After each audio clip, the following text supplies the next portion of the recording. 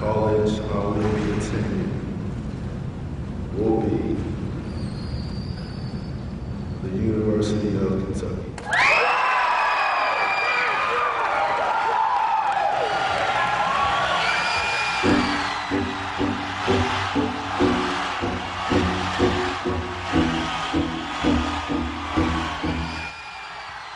If you are what you say you are, a superstar. I loved it. I really don't want to leave. You know, I wanted this life forever. It's been a blessing. It's been great. When Patrick Patterson chose Kentucky, he was labeled the savior of Kentucky basketball. There was a lot of pressure on me at that time, you know, just coming in and trying to, you know, pick up where everyone else left off in history before. But Patterson always had something on his side.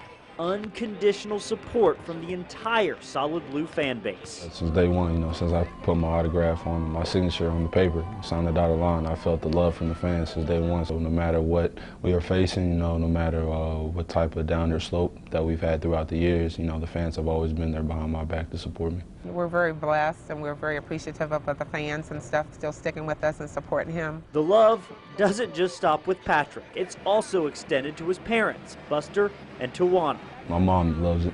She eats it up all the time. She loves when people walk up to her, approach her, try to talk to her about basketball. We appreciate it a lot, all the time. All the time they come up to us and, you know, they always say good things about Patrick and the team and how grateful they are that he's here, that we're here and we're part of the family. Fans ask them for autographs, fans ask them for pictures, fans say thank you for having your son come here. For the Pattersons, the ride on the court hasn't always been easy. He's been through a lot and I think it's made him the person that he is today. He's still humble, he's still the same kid. But the ride also has helped Patrick Patterson discover something very important about himself. I think when it's all said and done and I've left and I'm in the NBA, and I think I will say that I'm a true Kentuckian.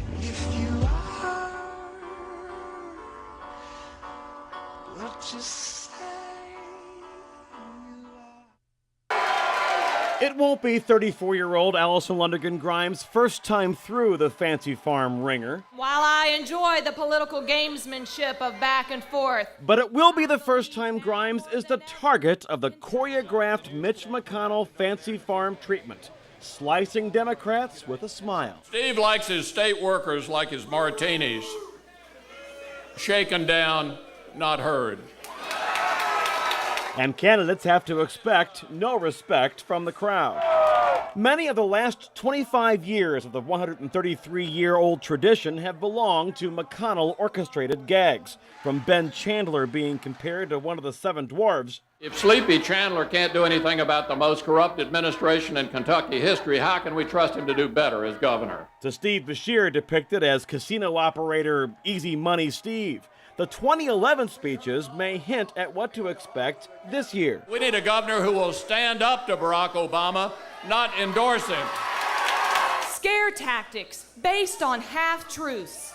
I see through it, you see through it, and I have faith that Kentucky's families across this Commonwealth will see through it. Governor, it sounds like you or someone in your administration needs a get-out-of-jail-free card. It is a day to avoid being the political punchline. You really need to talk to the Conways about that. Kentuckians are tired. They are tired of empty sound bites. Instead, they need leaders with sound solutions. This is just the beginning. It's football time. We feel it. Our skin's crawling. We ready. It's amazing the drive a program can have after winning 4 state championships in 5 years. They just want to, keep that torch going. But these Yellow Jackets are as hungry as ever. And everybody just come together as one and play. We ain't got to depend on nobody. We depend on as a team. Last year, they leaned on Ace Wales. So the task now, find that next great central running back. It's going to be by committee this year. We don't have that one back that can get 3,000 yards. So I think we got 4 or 5 backs that can get it by committee. Some of that will rest on the shoulders of quarterback Tayshaun Gibbs. Gibbs had to win the job and may be the Jackets' most explosive athlete. My job is to basically keep everyone under control and just to keep the offense moving, because if I'm out of control, basically the whole offense out of control. Work! This is on the news. Come on, Willie! Come on, Willie! If these Jackets are to repeat, they certainly will be tested starting this Friday night against Manual. We should just strap it up and try to go out there and do our job, and hopefully by week 11 we're healthy and that we're ready to go for a playoff run. We're going to put in work from the offseason, so we're going to put on the show for me.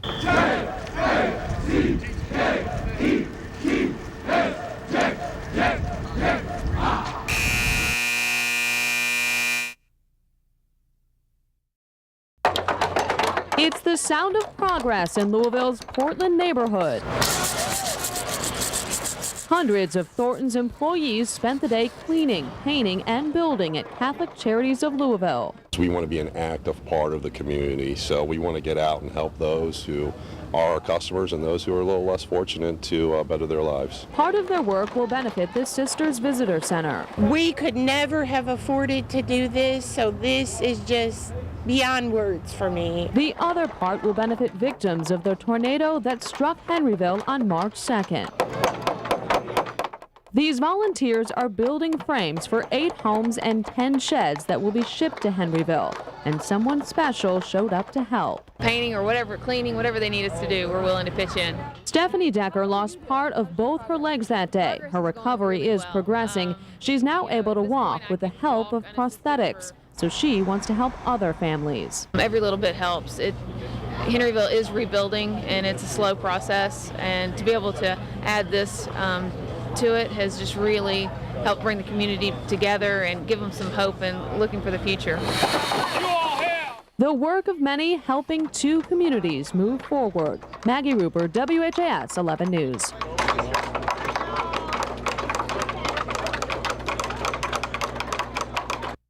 The Louisville area is our home. Founded just 3 years ago by former Brown-Forman master distiller Lincoln Henderson, Angel's Envy has taken the bourbon world by storm, and it's now bringing a $12 million investment to Main and Jackson downtown. Not just a tourist draw, but it's setting up its entire operation here, from the grain to a bottling line. Bourbon whiskey is the American spirit.